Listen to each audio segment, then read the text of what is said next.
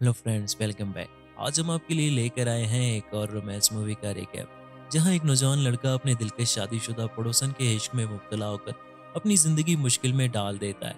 Movie का आगाज एक आदमी के वॉइस ओवर से होता है, जहां वो कहता है कि आप बचपन में इन चीज़ों के नताइज के बारे में बिल्कुल अनजान होते हैं, हालांकि ये आपकी ज़िंदगी में बहुत अहम किरदार अदा कर सकते हैं। दरअसल ये आदमी प्यार और उसके खतरनाक नतीजों के बारे में ये सब बोलता है, जो इस लड़के की ज़िंदगी पर बिल्कुल फिट आती है। तो चलिए अपनी कहानी को शुरू करते हैं। हमारी आज की कहानी साहिल समंदर के एक खूबसूरत मंजर पर शुरू होती है, जहां एक नौजवान लड़का अपनी फैमिली के साथ इस खूबसूरत जगह रहने के लिए आता है। सामान उतारते वक्त उसकी माँ उसके बहुत सारे किताब देखकर उसे मजाक में बोलती है कि वो और किताबें भी ले सकता था। उनका घर बिल्कुल एक पियर के सामने होता है, जहाँ दो बोट्स खड़ी होती है। डग नीचे जाकर अपने एक फ्रेंड से मिलता है, जो उसे बताता है कि यहाँ बहुत सी 8 लड़कियां समर वेकेशन पर आती है, जिनके साथ उनका वक्त अच्छा गुजरने वाला है। और इन्हीं बातों में वो दोनों चलते हुए एक बार में जाते हैं, जहाँ कुछ बेसुरे गला पाड़ कर गा रहे होते हैं। जब वहां से बोर होकर डग घर आता है तो वो जोर से चिल्लाने लगता है ताकि कोई उसे सुन सके, पर उसके घर में कोई नहीं होता। तो वो खिड़की से बाहर देखने लगता है, जहाँ एक नया कपल उनके पास वाले घर में शिफ्ट होता है। डग इस नई लड़की को देखता है तो देखता ही रह जाता है, यहाँ तक कि वो लड़की ऊपर देख लेती है, जिससे डग फौरन वहां से पीछे हट जाता है। कुछ देर बाद डग अपनी साइकिल लेकर बाहर चला जाता है। एक बार फिर उसे वो नई लड़की लीना नजर आती है, जो अपने जूतों से रेत निकाल रही होती है। डग अपने दोस्त के पास जाता है और वो दोनों एक बार फिर लड़कियों के बारे में बातें करते हुए एक पुराना सा मैट्रेस लेकर उसे बोट शेड के अंदर ले जाते हैं, ताकि कभी मौका मिलने पर वो वहां पर लड़कियों को ले जा सके।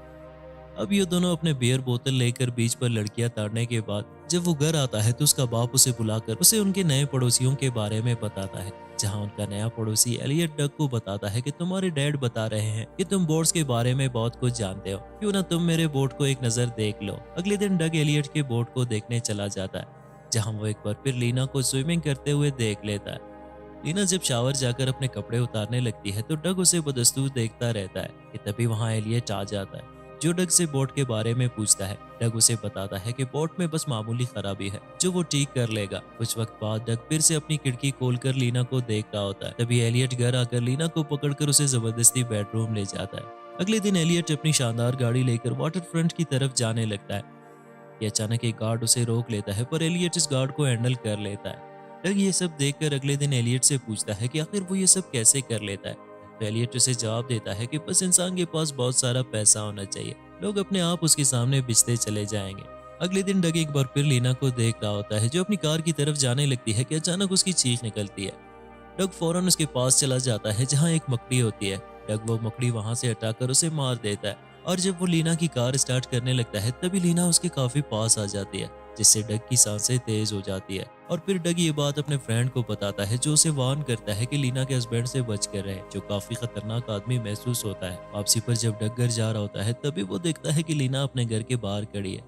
डग के पूछने पर वो बताती है कि वो गलती से अपनी चाबी अंदर छोड़ चुकी है, और वो डग से मदद मांगती है और उसे बताती है कि वो इस बारे में किसी को ना बताए।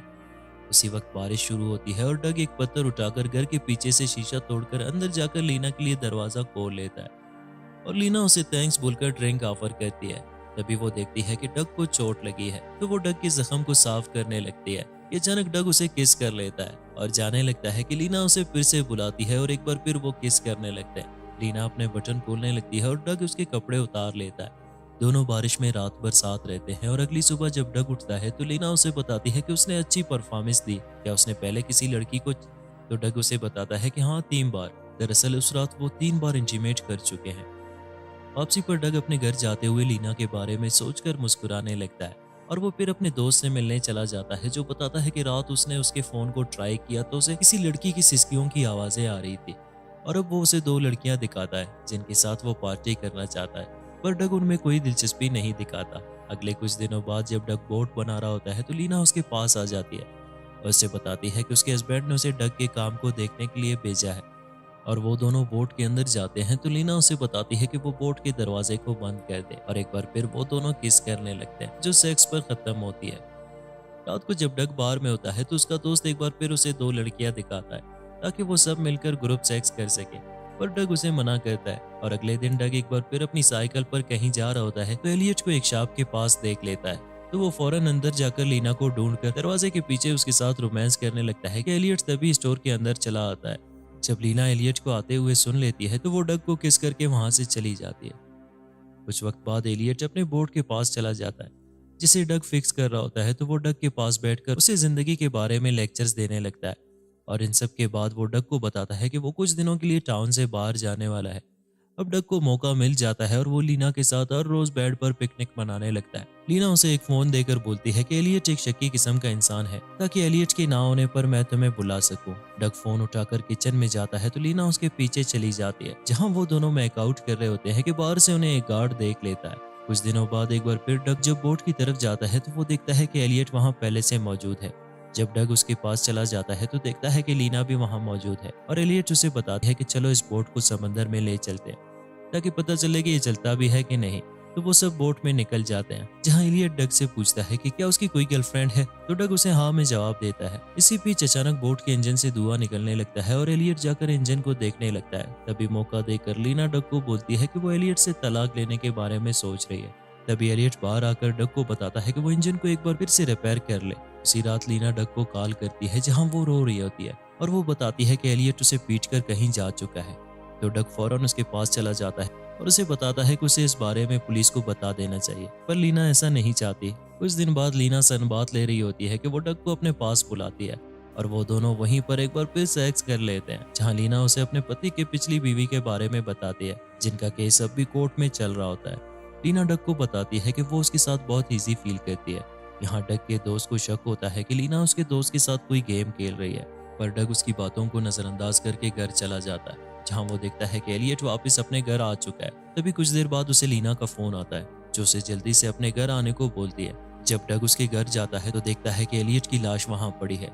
लीना डग से बोलती है कि ये उनका रोज का आपसी झगड़ा था और गुस्से में उसे पता नहीं चला और उसने एक डंडा उठाकर एलियट के सर पर मारा, जिससे एलियट वहीं गिरकर मर गया। डग उसे तसल्ली देने लगता है कि वो कुछ न कुछ जरूर कर लेगा और वो लीना को नॉर्मल एक्ट करने के लिए कहता है और खुद बाहर चला जाता है। जब वो वापस अपने घर आता है तो वो देखता है कि लीना उसके घर में मौजूद है, जो डग को काफी अजीब लगता है और वो बिना कुछ बोले सीधा अपने रूम में चला जाता है। इसके बाद लेट नाइट जब वो लीना के पास जाता है तो लीना उसे उसके घर जाने के लिए सॉरी कहती है और उसे बताती है कि उसे अकेले घर में डर लग रहा, इसलिए वो उसकी फैमिली के पास चली गई थी। अब वो दोनों प्लान करते हैं कि एलियट की मौत एक हादसा लगना चाहिए।